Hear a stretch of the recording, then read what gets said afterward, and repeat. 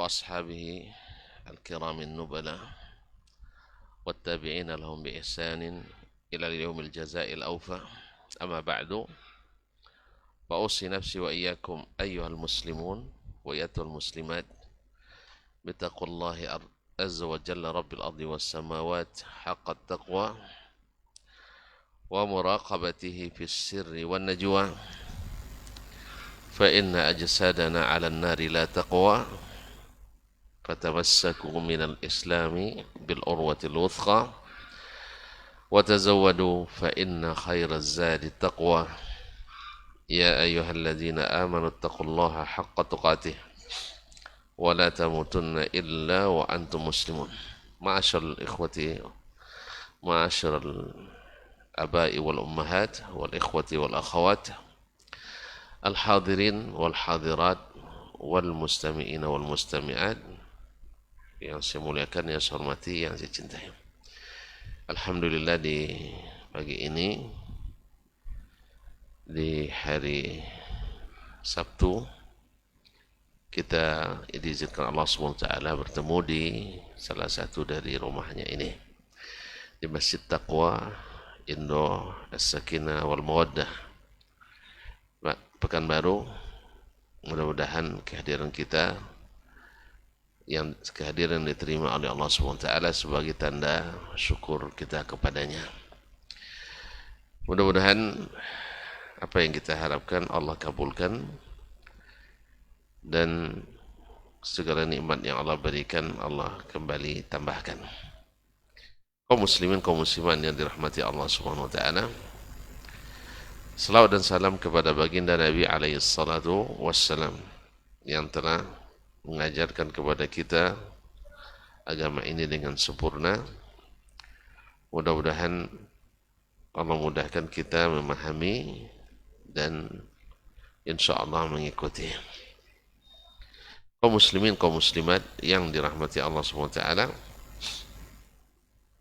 kembali kita lanjutkan mengaji dengan Imam Al-Bukhari rahimahullah ta'ala melalui kitabnya Al-Adab Al-Mufrad. Kita sampai pada bab yang ke 188.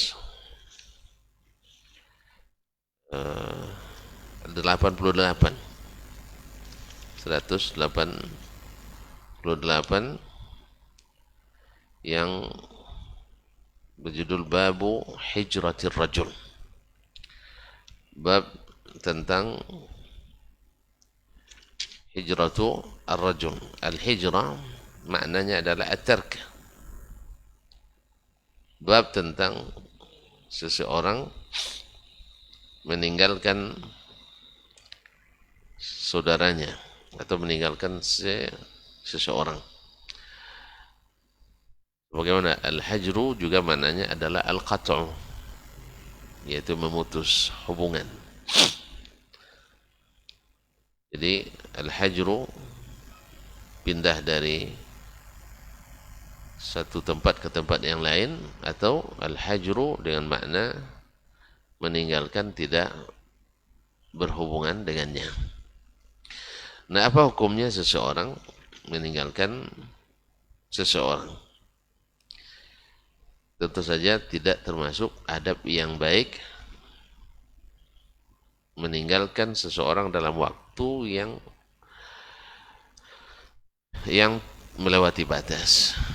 Seperti dalam hadis disebutkan bahwasanya tidak boleh seseorang muslim meninggalkan saudaranya lebih dari 3 hari. Nah, di sini Imam Al-Bukhari rahimahullah menyebutkan sebuah kisah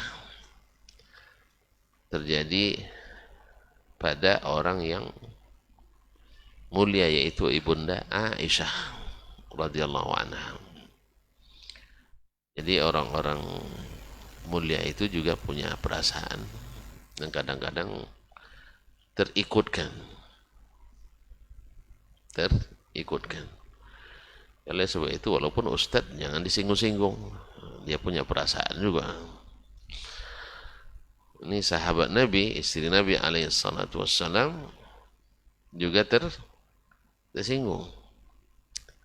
Cuman bedanya mereka tersinggung bila diingatkan cepat ingat. Kalau kita bila diingatkan kadang-kadang tambah gawat. Kedua, mereka adalah orang-orang yang sudah diampuni dosanya, atau kan sudah dijamin masuk surga. Kalau kita semoga saja masuk surga. Ini juga pelajaran bagi kita.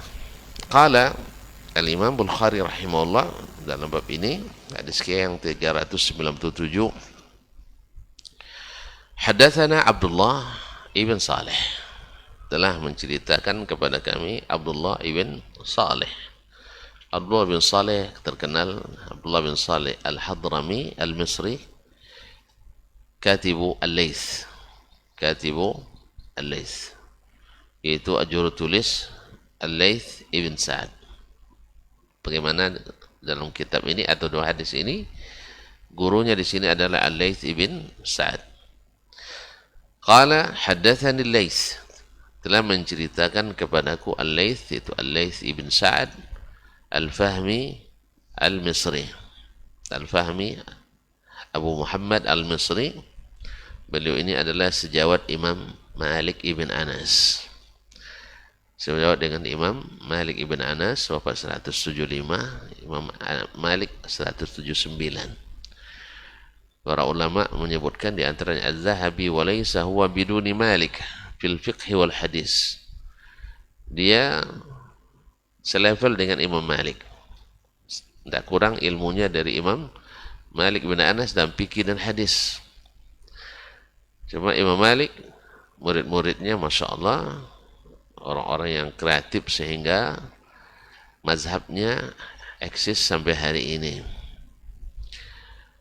Dan Allah tidak memberikan rezeki yang sama kepada Al-Laits bin Sa'ad, sehingga kita tidak mengenal dalam literatur Islam mazhab Al-Laitsi, walaupun fatwa-fatwanya, pendapat-pendapatnya dinukil dalam kitab-kitab hadis dan kitab-kitab fikih.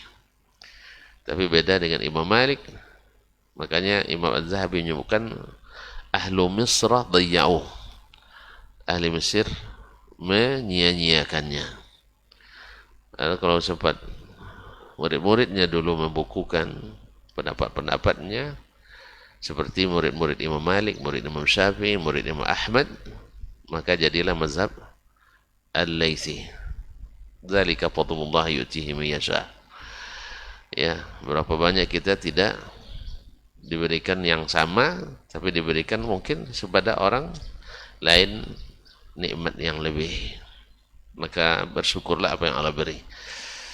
Tapi namanya tetap tersebut dalam kitab-kitab hadis, kitab-kitab fikih, kitab-kitab sejarah, karena memang siapa yang mengukir kebaikan maka akan selalu disebutkan.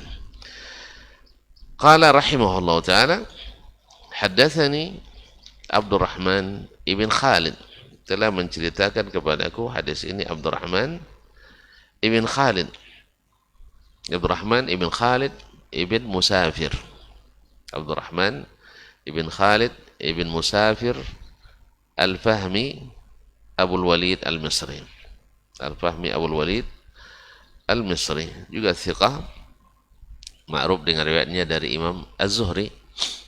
An Ibn Shihab, dari Ibnu Shihab, yaitu Abu Bakar Muhammad ibn Muslim ibn Ubaidillah ibn Abdullah ibn Al-Harith ibn Hisham ibn Shihab Az-Zuhri, dari Bani Zuhrah. Ma'ruf, orang yang pertama menulis hadis secara besar-besaran atas instruksi dan perintah Amirul Mukminin Umar bin Abdul Aziz. Kalau dulu datuknya Umar bin Khattab memerintahkan Zaid ibn Thabit radhiyallahu anhu mengumpulkan Al-Quran. Nah, cucunya Umar bin Abdul Aziz mengumpulkan hadis-hadis Nabi sallallahu alaihi wasallam.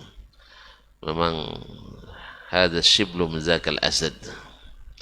Ya, ini anak singa itu, kata orang Arab. Jadi memang subhanallah. Walaupun sebenarnya ayahnya Abdul Aziz Ayah beliau Abdul Aziz ketika jadi gubernur di Mesir pernah bercita-cita untuk mengumpulkan hadis seperti yang dilakukan oleh Umar bin Abdul Aziz itu. Ayah Umar yaitu Abdul Aziz ketika jadi gubernur di Mesir sudah bercita-cita untuk mengumpulkan, tapi dilaksanakan oleh anaknya.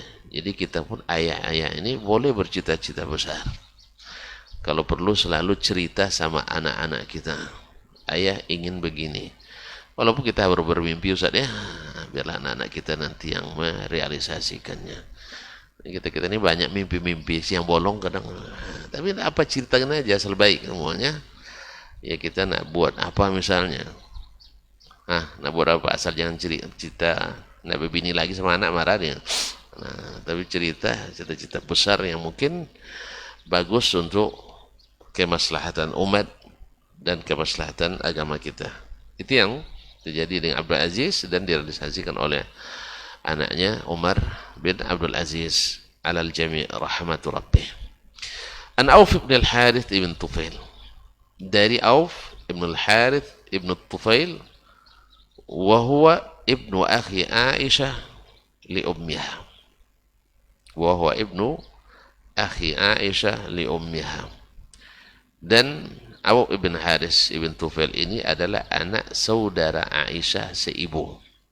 Anak saudari atau saudara laki-laki Aisyah, jadi Ummul Mukminin, tapi dari seibu, tidak seayah. Anna Aisyah radhiyallahu anha, bahwa Aisyah As-Siddiqah bintu Siddiq radhiyallahu anha huddithat, diceritakan kepadanya. Kadang-kadang cerita ini kadang ada yang tidak perlu disampaikan, tapi kalau sampai beginilah. Naam huddithat anna Abdullah ibn Zubair, bahwa Abdullah ibn Zubair ibn al-Awwam al-Asadi. Masih ingat Abdullah bin Zubair? Salah satu dari 4 yang berdoa di Hijr Ismail. 4 orang berdoa, anak muda.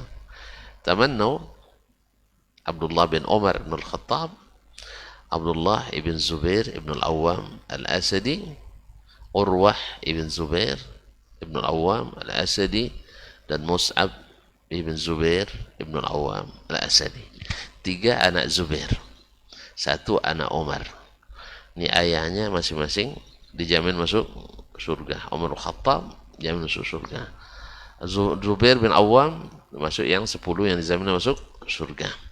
Ini anak-anak mereka ini duduk bersama di Hijr Ismail. Hijr Ismail bagian dari Ka'bah, berarti di dalam Ka'bah. Masing-masing berdoa dia di situ sama-sama. Masing-masing Urwah ibn Zubair atau Abdullah bin Umar. Kita mulai dari Abdullah bin Umar bin Khattab karena dia yang paling senior itu. Dia beringin, enggak yang lain lah dulu, yang lain Abdullah bercita-cita ingin jadi khalifah.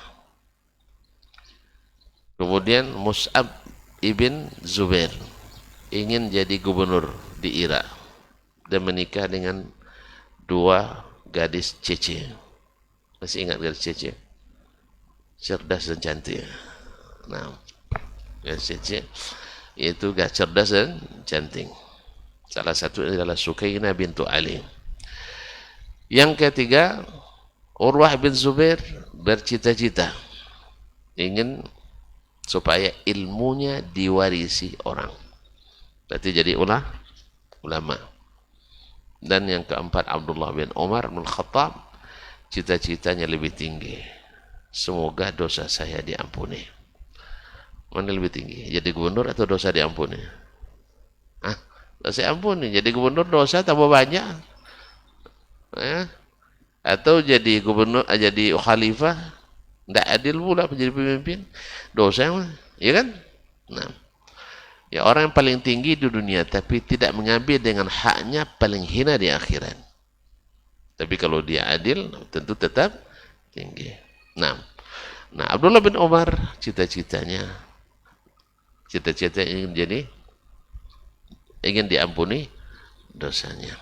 Ini 2 apa namanya, Abdullah bin Zubair ingin jadi khalifah, Mus'ab ingin jadi gubernur, Urwah jadi ulama. Ini diampuni dosanya. Cita-cita yang tiga yang bersifat duniawi semuanya alhamdulillah tercapai.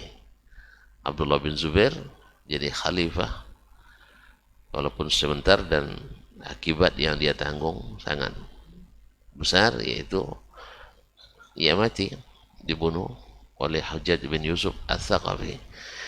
Nah, seorang penguasa zalim. Dan Urwah menjadi salah satu dari 7 fuqaha Madinah di masa tabi'in. 7 fuqaha Madinah di masa tabi'in. Terkenal dengan sebutan 7 fuqaha Madinah. Kalau kita ini siapa yang terkenal? Naga 9. Allah musta'an. 9 naga. Allah musta'an. Tidak ada rangkaian ulama misalnya. Kalau dulu di masa-masa perjuangan dulu ada namanya harimau yang salapan misalnya. Maksud Tuanku Tambusai, Imam Bonjol, ya. Ini kan sangat ditakuti oleh penjajah dulu.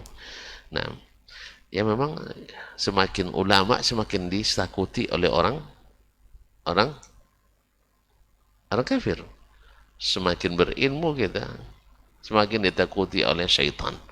Baik syaitan manusia maupun syaitan kalangan jin. Nah, kaum muslimin dan muslimat dirahmati Allah SWT. Bahwa Abdullah bin Zubair, Aisyah diceritakan kepadanya bahwa Abdullah bin Zubair qala fi bai'in aw ata'in atathu Aisyah. Nah, bahwa Abdullah bin Zubair berkata tentang jual beli atau pemberian yang diberikan oleh Aisyah. Artinya Aisyah ini radhiyallahu anha, ya istri Nabi. Dia belajar dari Nabi SAW bagaimana sifatnya yang sangat pemurah. Kan Nabi SAW di antara hadis yang diriwayatkan dari Sayyidina Muhammad SAW, Nabi setelah menyembelih kambing lalu pergi sholat, lalu nanya ke Aisyah, bagaimana kambing-kambing tadi? Semuanya sudah habis ya Rasulullah, kecuali al-katif, kecuali apa nih yang tangan al-katif, nah, daging apa nih, bahu ya, daging bahunya, semuanya sudah habis kecuali ini. Apa kata Nabi SAW? Justru yang habis yang ini, semuanya kekal. Apa yang kekal? Yang diberikan itu yang kekal. Yang ini yang habis. Karena harta anak Adam itu ya habis dia pakai, pakaian jadi lusuh, makanan jadi ampas. Yang tinggal adalah yang dia sedekahkan. Jadi sedekahkan itu yang tinggal. Ini yang dia pelajari dari suaminya, dari Rasulnya Sallallahu Alaihi Wasallam. Nah, setelah Nabi wafat pun keluarga Nabi kan berhak dapat hadiah. Dapat hadiah, tidak boleh menerima sedekah. Nah, di saat itu kan futuhat sudah banyak, boleh dikatakan harta melimpah, harta negara. Dan yang itu tuh masih diberikan kepada para istri Nabi alaihissalatu wassalam. Nah, karena Allah berikan harta banyak, maka dia semakin bersedekah banyak. Kadang dijual murah, ya kan, dijual murah untuk menolong orang-orang yang membutuhkan. Nah, Abdullah bin Zubair waktu itu jadi khalifah. Dia apa katanya? Punya hak. Wallahi la tantahiyanna Aisyah aw la ahjuranna 'alaiha. Demi Allah katanya, Aisyah mesti berhenti melakukan seperti itu. Artinya jangan terlalu pemurah. Boleh, tapi jangan terlalu. Apa sebab? Kan dia ngatur harta negara ini. Nanti habis tentu dibantu lagi, diberikan hadiah lagi. Nanti habis diberi lagi. Jadi Abdullah bin Zubair ingin mengambil kebijakan. Sebagaimana dulu Umar misalnya mengambil kebijakan. Mahar tak boleh lebih dari 400 dirham. Karena mahar termahal di zaman Nabi 400 dirham. Nah, dilihatnya orang mughalat fil muhur, orang menaikkan mahar tinggi-tinggi sehingga sulit menikah, apalagi yang berstatus mahasiswa. Nah, gitu. Sulit menikah. Akhirnya Umar radhiyallahu anhu membatasi, tidak boleh lebih dari 400. Datang seorang ibu-ibu mengatakan, ya Amirul Mukminin, Anda membatasi, waqad qala Allah wa ataitum ihdahunna qintara.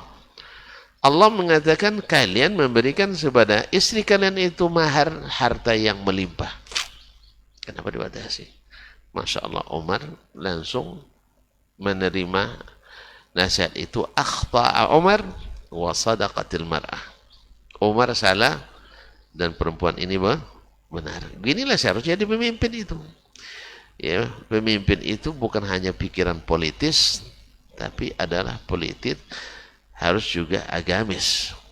Jadi jangan karena politik kita melanggar agama. Jangan karena politik kita berbuat maksiat. Karena sebenarnya kerajaan, kekuasaan itu pemberian Allah SWT. Siapa yang Allah menjaga Allah dalam kekuasaannya, Allah akan kuatkan dia. Allah yang membantunya. Kaum muslimin, kaum muslimat yang dirahmati Allah. Ketika Abdullah bin Umar bin Khattab radhiyallahu anhuma menyampaikan hadis, la tamna'u nisa'akum al-masajid. Jangan kalian melarang istri-istri kalian pergi ke masjid. Ini sebagian buat isu, orang itu tidak boleh ke masjid perempuan katanya. Siapa yang bilang? Kita dilarang oleh Nabi SAW melarang perempuan ke masjid. Dilarang melarang perempuan ke masjid. Cuman kita harus sampaikan pula anjuran Nabi SAW. Di mana sholat wanita yang paling utama, di masjid atau di rumah. Maka Nabi yang bilang, sholatnya perempuan itu di rumah lebih afdal. Apa sebab kalau udah ke masjid, lambat pulang dari suaminya. Barang suami tidak ada, rentan nanti. Dari masjid kelahi kan tidak bagus. Ya kan? Suaminya nak pergi kerja, mana istri? Masih di masjid. Masih di masjid jadi masalah, apalagi kalau masih di kantor. Itu masalahnya. Makanya pikir-pikir betul lah kita cari istri kan kantoran. Istri kantoran tuh banyak kawannya sih. Awak kadang enggak pakai kawannya, banyak kawannya. Mana yangnya lagi pergi makan siang sama siapa? Sama pimpinan dan kawan-kawan.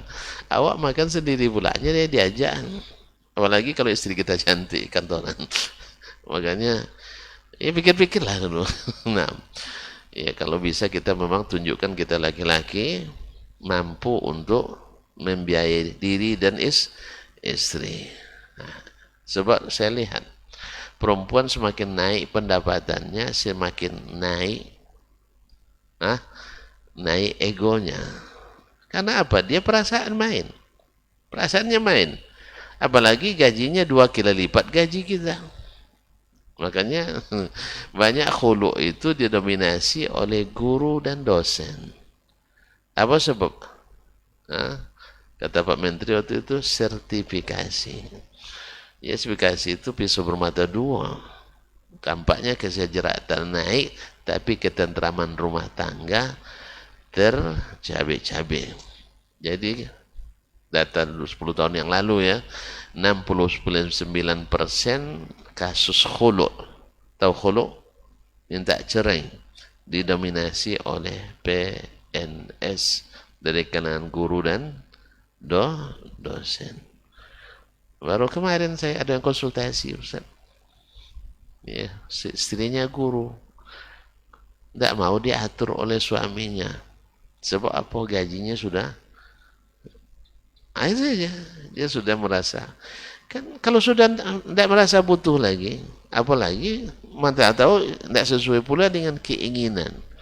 Awak ingin suami itu bila suruh nyuci dia, suruh nyapu dia, ya kan?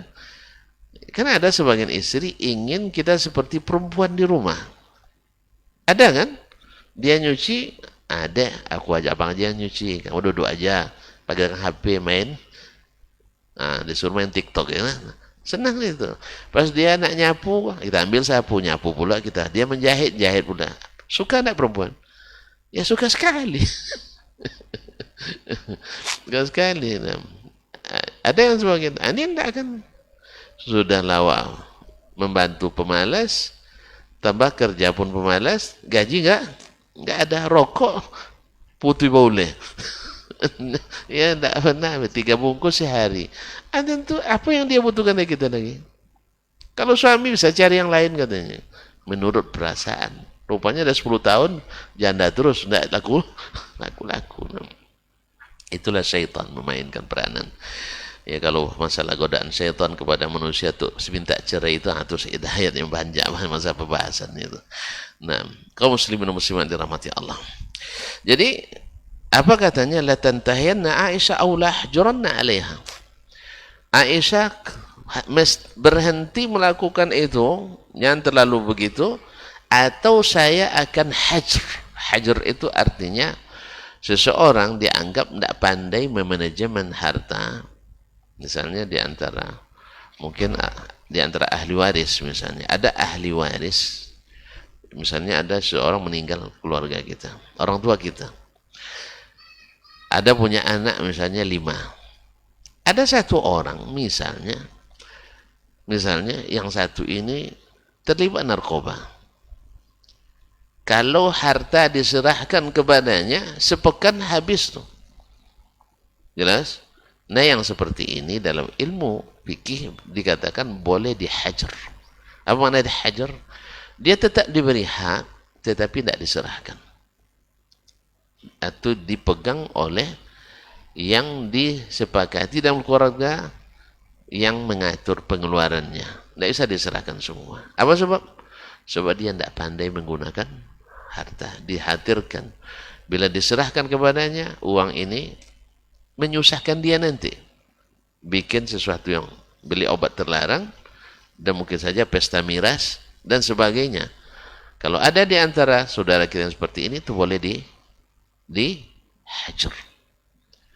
Atau yang tadilah, atau di antara anak kita misalnya, yang satu dikasih 3 juta sebulan, nabung dia 0,5 juta misalnya.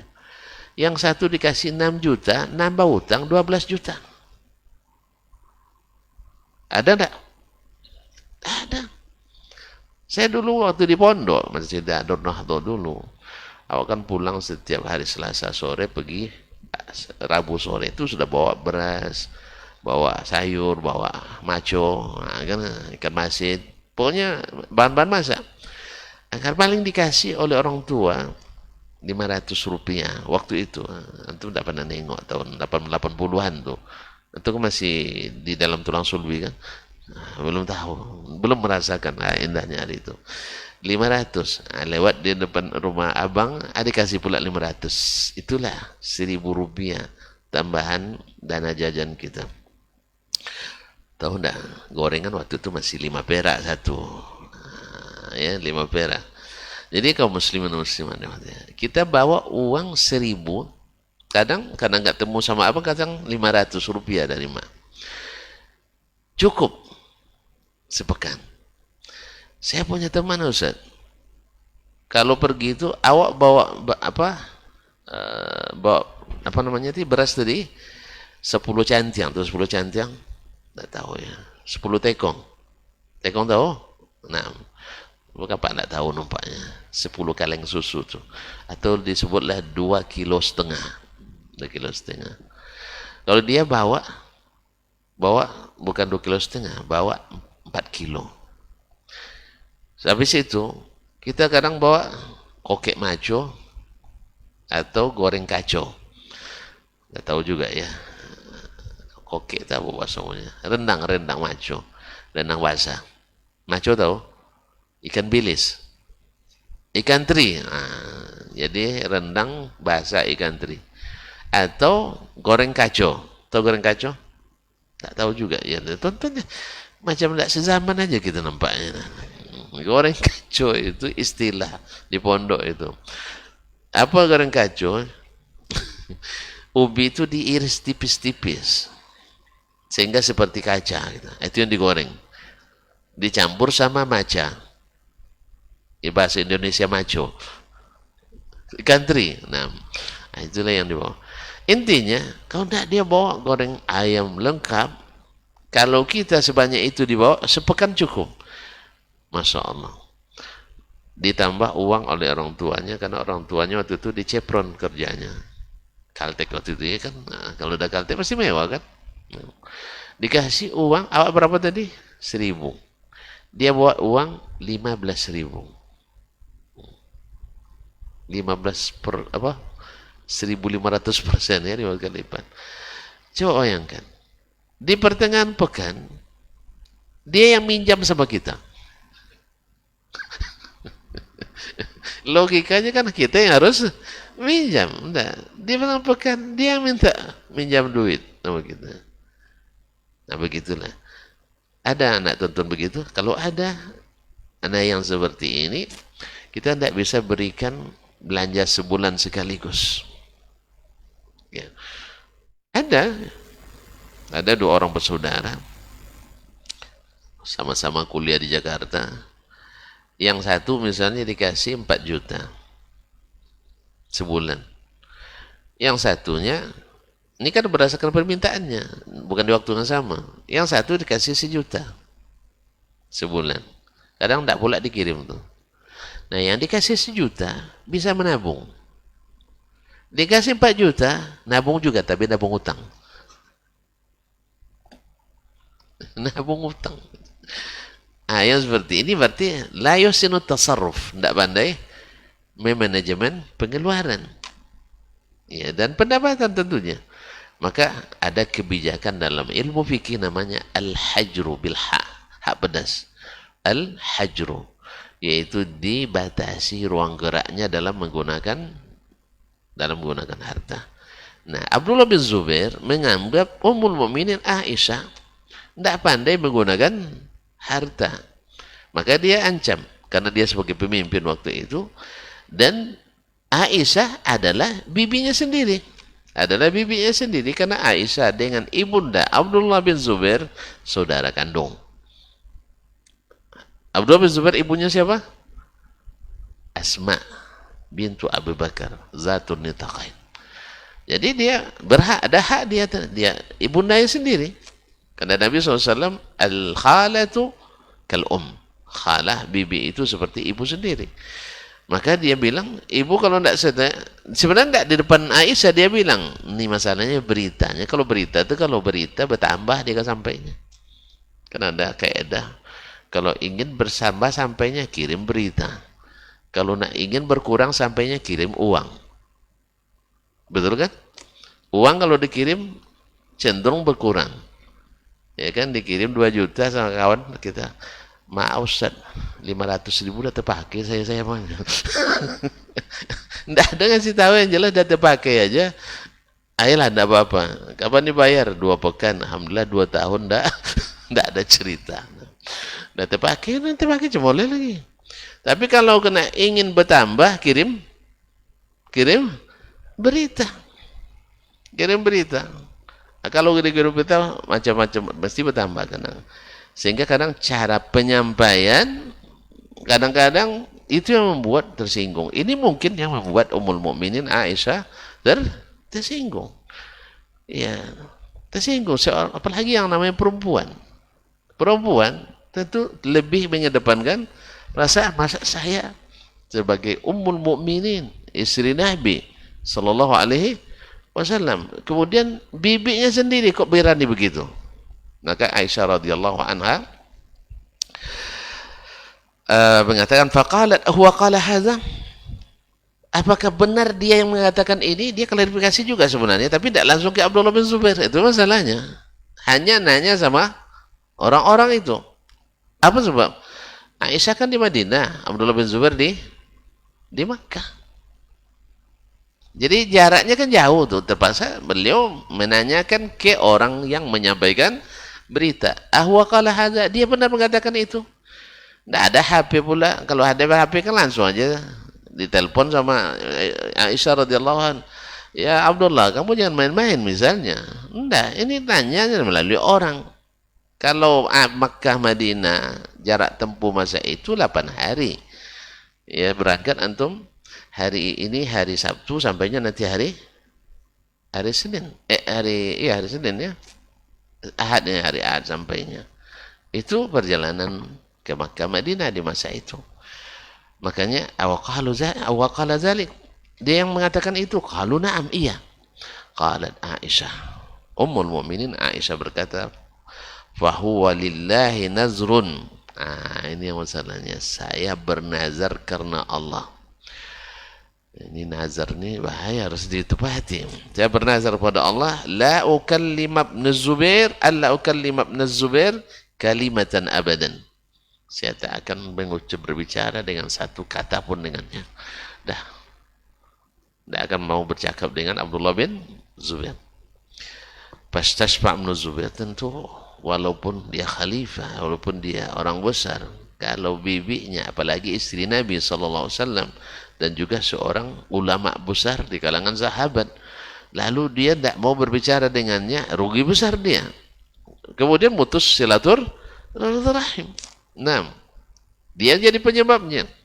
Fastashfa' ibn Zubair bil muhajirin, lalu Ibnu Zubair minta syafaat kepada kaum muhajirin. Kenapa kaum muhajirin?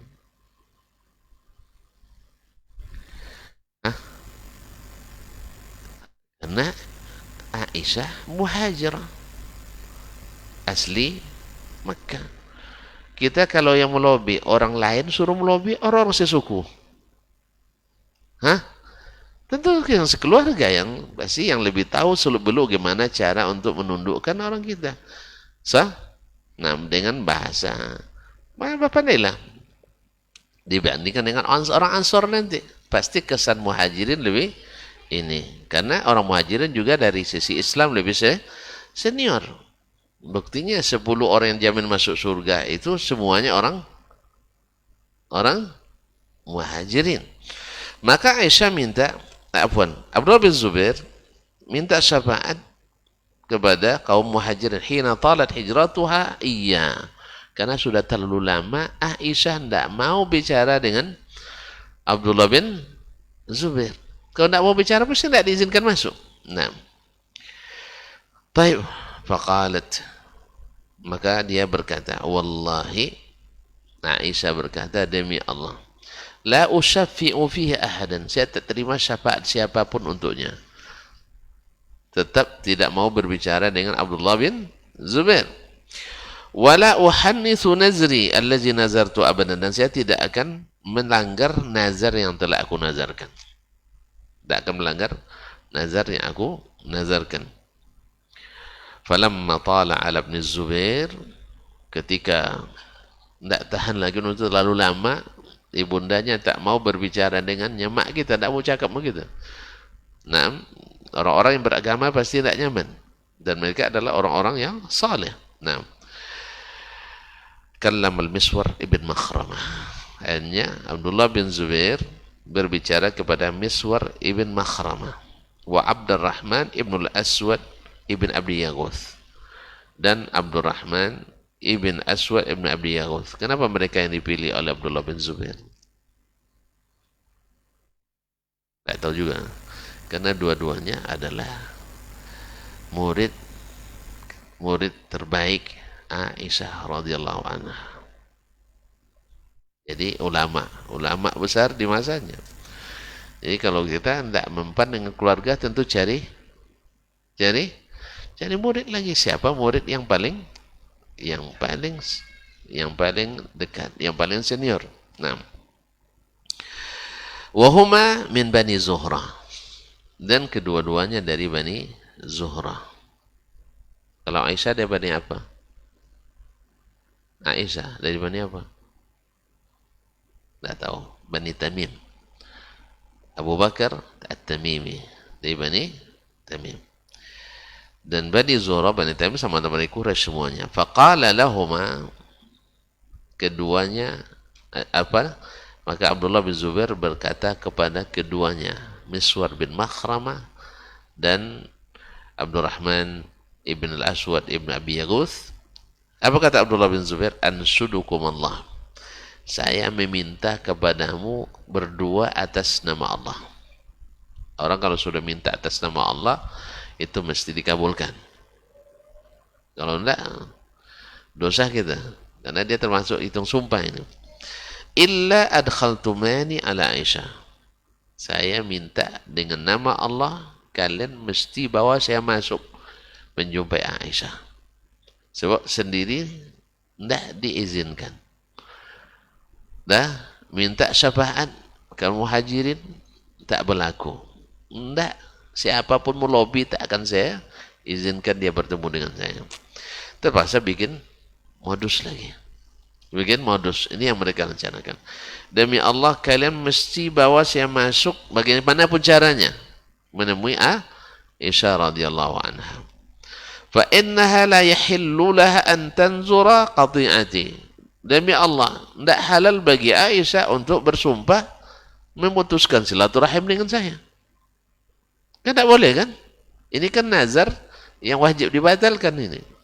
Misalnya saya bernazar tak akan bicara lagi dengan Ustaz Hidayat. Boleh tidak ini diteruskan? Tidak boleh. Tidak boleh. Makanya orang-orang saleh, salihah, mungkin terjadi sesuatu kesalahan padanya. Makanya kita tidak boleh mengikuti zallatul alim. Zallatul alim. Tergelincirnya orang ulama tidak boleh diikuti. Karena apa? Karena tidak ada yang maksum dari dosa itu kecuali Nabi SAW. Ulama itu mungkin diampuni dosanya. Sekarang Aisyah kan ulama tuh. Istri Nabi. Dia buat salah? Iya. Harus kita katakan salah. Salah enggak? Bersumpah tak akan mau bicara lagi dengan keluarga sendiri. Salah enggak? Demi Allah katanya. Pakai demi Allah pula. Sejak saat ini saya akan bicara dengan istri saya sampai mati. Nah, gimana hukumnya Ustaz? Tak bercakap sama bini serumah pula. Makanya yang seperti ini kan kesalahan besar. Maka Abdullah bin Zubair, apalagi dia sebagai di samping keponakan langsung juga juga pemerintahnya masa itu. Maka dia ingin menyelesaikan masalah ini. Tak halal bagi beliau untuk bernazar memutuskan hubungan denganku. Fa'aqbala bihil Miswar wa Abdurrahman ibn al-Aswad tadi mustamilaini alaihi biardiyatihima. Lalu keduanya minta izin masuk sambil menyembunyikan Abdullah bin Zubair di dalam ridanya. Orang Arab itu kan pakaiannya bagi dua, rida yang dipakai di atas bahu, kemudian sarung yang dipakai biasa. Nah, disembunyikanlah Abdullah bin Zubair di dalam rida mereka. Kan lebar-lebar itu bisa berfungsi sebagai kain juga sebagai selimut kalau tidur. Nah, maka disembunyikan di situ. Hatta sta'zana ala Aisyah. Sampai mereka kedua minta izin masuk. Ya, faqala assalamu alayki wa rahmatullahi wabarakatuh. Nah, mengucapkan salam. Anadkhul, boleh tak kami masuk? Boleh tak kami masuk? Faqalat Aisyah udkhulu. Karena sudah dikenal suara mereka itu, maka Aisyah mengizinkan mereka masuk. Ingat, ini masuk tetap pakai hijab. Harus pahami tetap pakai hijab. Ini salah paham nanti, oh ternyata bebas istri sahabat. Ini kadang-kadang orang itu pakai hijab dia. Nanti akan dijelaskan. Qala, keduanya bertanya lagi untuk seolah-olah menguatkan. Kulluna ya ummul mukminin, semua kami boleh masuk. Kan itu. Kan ada orang lain di situ, maka dia ingin takkid. Semua kami boleh masuk. Qalat, "Na'am, ya semuanya masuk. Udkhulu kullukum." Semua kalian masuk. Kan tidak diberitahu siapa bersama mereka. Nah. Wala ta'lamu Aisyah anna ma'abna Zubair. Aisyah enggak tahu bersama mereka ada Ibnu Zubair. Yang penting ini pakai tauriyah namanya ini. Artinya semua kami, tapi tidak disebutkan siapa di semuanya itu. Nah, setelah izinkan, falamma dakhala Ibnu Zubair fil hijab. Ketika mereka sudah diizinkan masuk, Ibnu Zubair masuk melewati hijab. Karena dia mahramnya. Dia mahramnya, bibinya sendiri. Nah, Taib wa'tanaqa Aisyata, kemudian memeluk Aisyah radhiyallahu anha, bibinya, wa tafqa yunashiduha wa yabki, sambil terus merayu dan menangis kepada Aisyah radhiyallahu anha. Wa tafqa al-Miswar wa Abdurrahman yunashidani Aisyah illa kallamathu wa qabilat minhu, dan di samping itu Miswar ibn Makhrama dan Abdurrahman ibn Aswad ibn Abi Yaquz tadi juga ikut selalu memohon kepada Aisyah untuk menerima kembali Abdullah ibn Zubair keponakannya dan menerima minta maafnya. Wa yuqulani, dan mereka berkata, ingatkan dengan hadis Nabi, qad alimti anna Rasulullah sallallahu alaihi wasallam qad naha amma qad alimti min al-hijrah. Ibunda tahu sendiri kan bahwa Rasulullah SAW melarang untuk memboikot orang. Kan tidak perlu diajarkan lagi. Engkau yang mengajarkan sama kami. Nah. Wa annahu la yahillu lil rajuli yawda akhahu fawqa 3 layalin. Dalam hadis Nabi disebutkan tidak boleh seseorang meninggalkan saudaranya lebih dari tiga hari 3 malam. Qala falamma aktharu at-tazkira wat-tahrij, ketika mereka selalu mengingatkan, banyak mengingatkannya, dan membuat Aisyah pun tersudut, tapi qad tuzakkiruhum wa tabki, akhirnya beliau pun ikut mengingatkan mereka, berikan pelajaran tazkirah, yaitu menasihati sambil menangis. Wa taqul, dan berkata, inni qad nazartu, saya sudah bernazar. Wan nazru syadid, nazar itu adalah berat, wajib ditepati. Makanya jangan sembarang bernazar, ya, jangan sembarang bernazar. Kalau nazar, karena nazar itu berat, wajib ditepati. Nah, dan falam yazalu biha hatta kallamat ibn Zubair, tapi mereka tak tinggalkan Aisyah walaupun berat. Ummul mukminin, ini nazar yang tak boleh ditepati, ya, tak boleh ditepati. Ada orang bernazar nak bermaksiat kepada Allah, wajib dia tinggalkan dan bayar. Saya bernazar, pokoknya kalau saya tamat kuliah akan traktir kawan-kawan di koro-koro, misalnya. Tanya sama Ustaz Dayan, macam mana Ustaz? Ini nazar, Ustaz, nazar itu wajib ditepati kalau tidak dosa. Kalau ini wajib untuk ditinggalkan. Terus apa balasannya? Caranya dibayar tebusan sumpah tadi. Dibayar tebusan sumpah tadi, puasa 3 hari, atau ajak Ustaz Dayan dan kawan-kawan 6 orang. Tapi awak nak masuk miskin, ya, fakir masuk miskin saya. Yang kalau fakir miskin untuk makan 6 orang. Tapi jangan di karaoke. Jangan di karaoke. Sebanyak itu tempat makan yang halal tayyib. Kenapa harus di tempat yang haram dan tidak tayyib itu? Kaum muslimin dan muslimat dirahmati Allah. Afwan, hatta kallamat Ibn Zubair thumma a'taqat binazriha 40 raqabah. Coba lihat, orang pemurah itu murah. Sebenarnya kan untuk menembus sumpah tadi saya sebutkan 2 tadi, ya, yang pertama pilihannya adalah menyembelih. Enggak, masa menyembelih? Memerdekakan hamba saya 1 orang. Tapi siapa yang dilakukannya? Dimerdekakannya 40 orang. 1 cukup, tapi dibayar 40. Di mana dia belajar? Dari Rasulullah sallallahu alaihi wasallam. Rasul di Haji Wada, dia dan keluarganya sebenarnya 2 ekor onta cukup, atau 3 atau 4, tapi dia korbannya 100 ekor. Jadi kalau ada yang bertanya, boleh berkorban 1 keluarga atau 1 orang seekor sapi? Jangan seekor, 1000 pun boleh. 1000 pun boleh. Nah, walaupun 1 cukup untuk ber-7. Tapi kalau seandainya, enggak Ustaz, saya ingin 7 ekor 1 orang, enggak ada masalah. Nah, Aisyah harusnya dia bayar 1 hamba saya, tapi dia bayar 40. Thumma kanat tazkuru ba'da ma a'taqad 40 raqabah fatabki hatta tabulla dumu'uha khimaraha. Kemudian beliau ingat kembali setelah memerdekakan 40 hamba sahaya, ya beliau merasa berdosa juga. Ya, merasa berdosa telah bernazar yang seperti itu. Sehingga beliau menangis sampai basah kuyup itu selendang beliau. Karena menangis menyesali dosa. Beginilah taubatnya orang-orang soleh itu. Jadi taubatnya maksimal. Jadi menangis menyesal. Utang dibayar, kalau 1 juta dibayar 40 juta. Awak utang 1 juta, taubat yang cuman 1 juta sambil ngatur-ngatur loh. Sambil ngomel-ngomel, mas juta aja tiap hari datang ke sini minta. Itu taubat juga namanya. Kalau beliau enggak. Orang taubat itu mohon maaf ya. Saya memang lupa ini yang 1 juta ini. Sekarang saya bayar 40 juta. Itu pun masih minta maaf. Ini bayarnya 1 juta diansur pula 8 kali. Ngomel-ngomel pula itu. Setiap nganter lah ngomel. Gimana nak menyesal namanya seperti itu?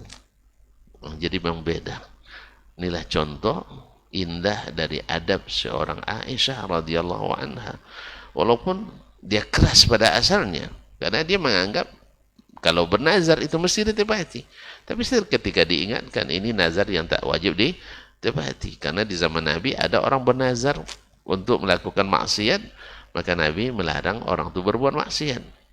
Makanya diganti diganti nazar maksiatnya itu dengan tebusan sumpah tadi, yaitu memberikan seorang hamba, atau puasa 3 hari, atau memberi makan 6 orang fakir miskin.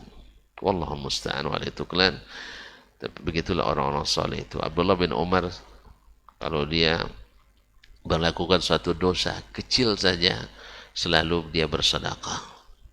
Bahkan dalam bentuk yang besar, bukannya dalam bentuk yang kecil. Karena dia tahu bahwa sedekah itu memadamkan dosa-dosa. Seperti seperti air memadamkan api. Dalam lain, sedekahus sirri tudfi'u ghadabar rabbi. Sedekah yang diberikan secara sembunyi-sembunyi itu memadamkan amarah Allah tabaraka wa ta'ala. Itulah makanya di akhirat nanti seseorang fi dhilli sadaqatihi, ar-rajulu fi dhilli sadaqati yaumil qiyamah. Seseorang itu di bawah naungan sedekahnya pada hari kiamat. Dan samping memang intilah sebaik-baik adab. Karena adab yang baik itu adalah samhan idza ba'a, wa samhan idza ishtara, wa samhan idza qada, wa samhan idza iqtada. Pemurah ketika menjual. Gimana pemurah ketika menjual? Ia tidak terlalu menekan orang dalam jual beli. Dan kemudian juga pemurah ketika membeli. Ia juga ketika menawar, jangan sampai tak apa pula pun masuk kitanya apa istilahnya? Kalau ibarat adab terkayu pula. Ya. Jadi ditawarkan 500.000, mintanya 50.000. Mana aja, iya kan? Akan ada orang nawar, berapa bang? 500.000 bisa 50.000, mana masuk? Terkandas semuanya. Nah, paham saya? Sayur pun ditawar juga, berapa nih? Ya, seikat 3.000. Nah, kalau beli 2, 5.000, boleh 3, 5.000. Sayur ya 3, 5.000 nih. Berapa? 4.000 rugi nenek itu. Coba bayangkan. Padahal yang diharapkan sayurnya hanya 10 ikat. Jadi diambil 3 terugi 4.000. Kalau diambil 6 rugi 8.000. Mana untungnya lagi? Allah musta'an. Nah, jadi menawar pun, membeli pun harus juga samhan. Dan samhan idza qada, yaitu pemurah ketika membayar. Seperti tadi, jangan menyakiti. Tidak bisa kasih lebih, minta maaf lebih baik. Nah, karena orang sudah membantu kita, ini enggak, bayar ngomel-ngomel. Bayar ngomel-ngomel segini aja kok diminta-minta terus. Antum bilang segini, kalau mau segini kasih aja cepat, kenapa lambat-lambat? Ternyata bagi antum juga berharga. Buktinya antum ngasih ngomel-ngomel. Allah musta'an. Sama dengan ibu-ibu, sabarlah kamu katanya. Nyuruh orang sabar dia enggak sabar gitu. Allah musta'an. Baik, terima kasih dan mohon maaf, mudah-mudahan bermanfaat. Wallahu ta'ala alam wa sallallahu ala nabiyyina Muhammad wasallam wa subhanakallah bihamdik asyhadu an la ilaha illa anta astaghfiruka wa atubu ilaik. Wassalamualaikum warahmatullahi wabarakatuh.